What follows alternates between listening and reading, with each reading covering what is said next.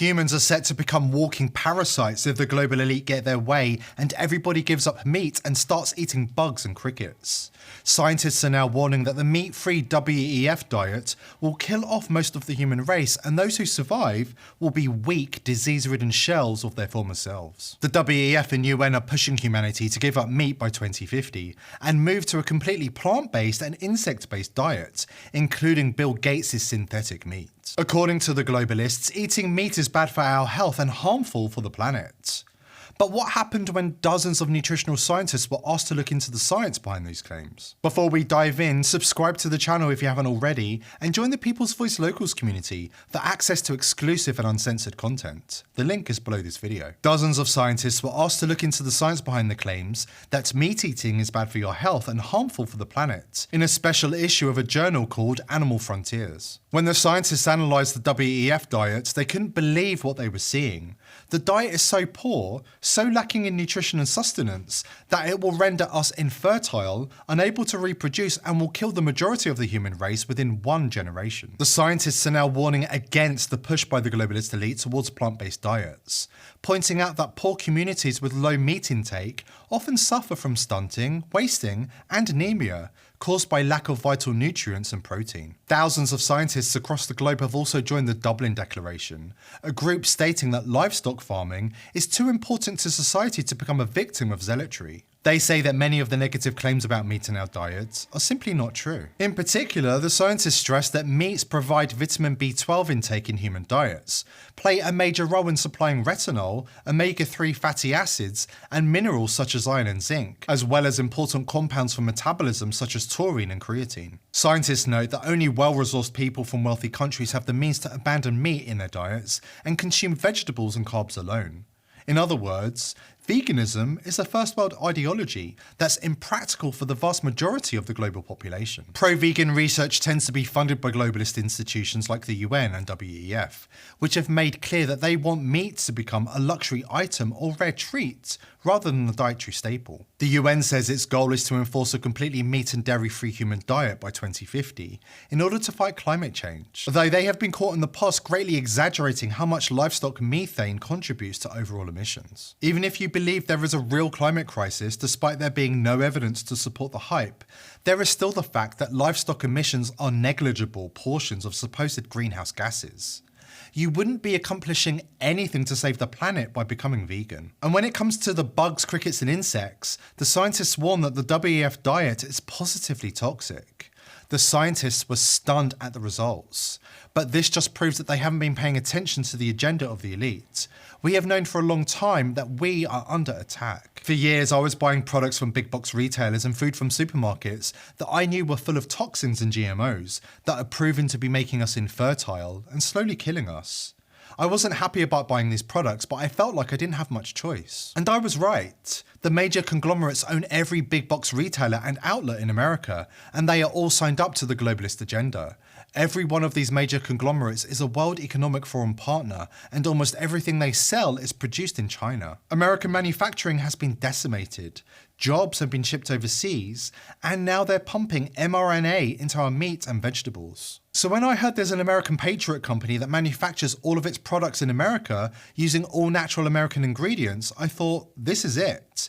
This is how we save ourselves, and this is how we beat them. The only way to beat a formidable enemy is to cut off their cash supply. Join millions of American patriots who are making the switch. Visit switchwiththepeoplesvoice.com to find out more about the plan to take back control.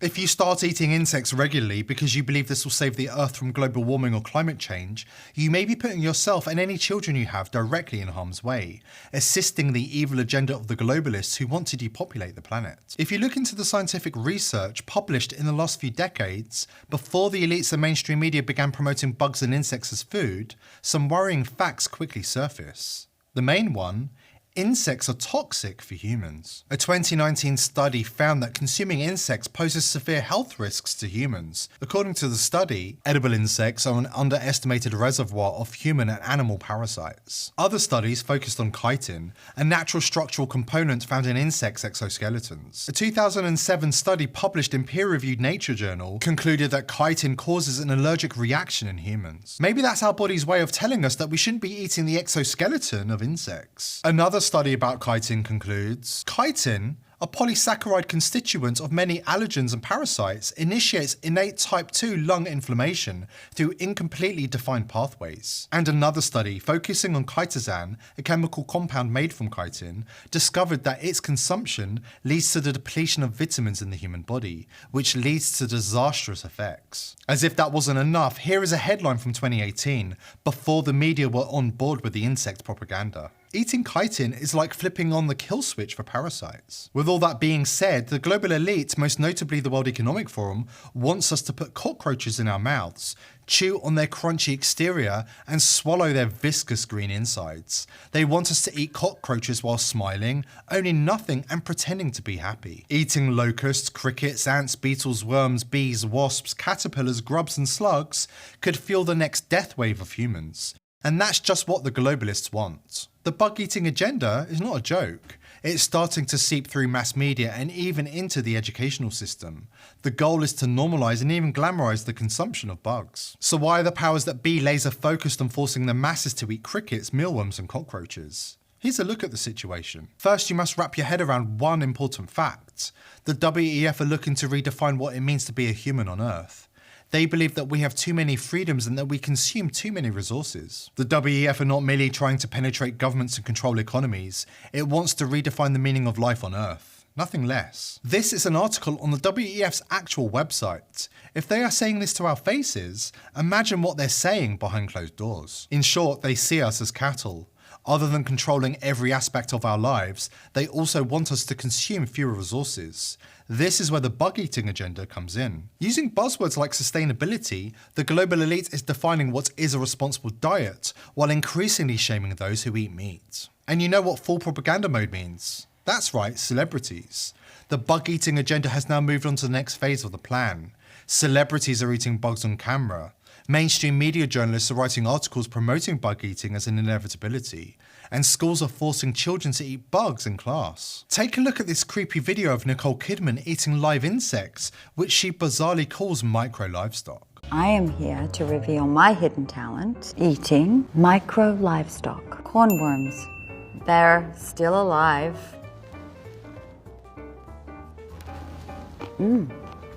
Extraordinary. Very moist, chewy. Can't quite describe the flavor, but let's try this. 2 billion people in the world eat bugs, and I'm one of them. Here we have, crickets. Oh, nothing. Like a hairy nut.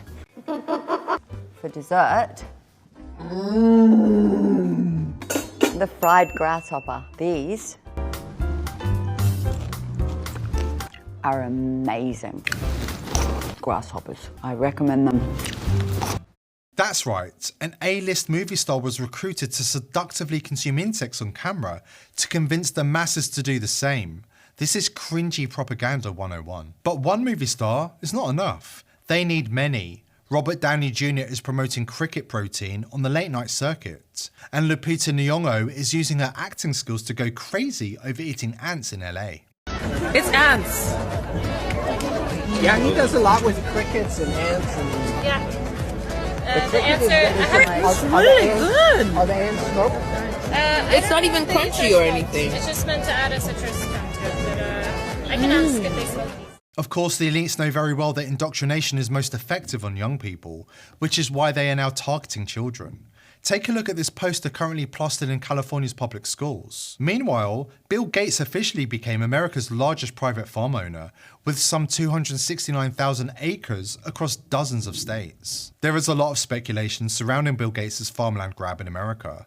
Why is he buying so much farmland? A look at the official website of the Bill and Melinda Gates Foundation provides some clues. But don't despair, there is some good news here too. We the people are roundly rejecting the globalist plot to force us to eat lab-grown meat. 2 of Bill Gates' companies recently admitted that they are teetering on the brink of financial collapse as sales of toxic synthetic meat continues to fall through the floor. The Bible says, All flying insects that walk on all fours are to be detestable to you. The world needs to spend more time consulting ancient wisdom and less time listening to the false prophet Klaus Schwab and his globalist cronies. Here at The People's Voice, we are determined to shine a light on the worst excesses of the globalist elite and spread this information far and wide. But we can't do it alone. Subscribe to the channel, share this video with friends and family, and join the People's Voice Locals community. It's a rapidly growing community of like-minded souls who are providing resistance to the elite's agenda. The link is below this video.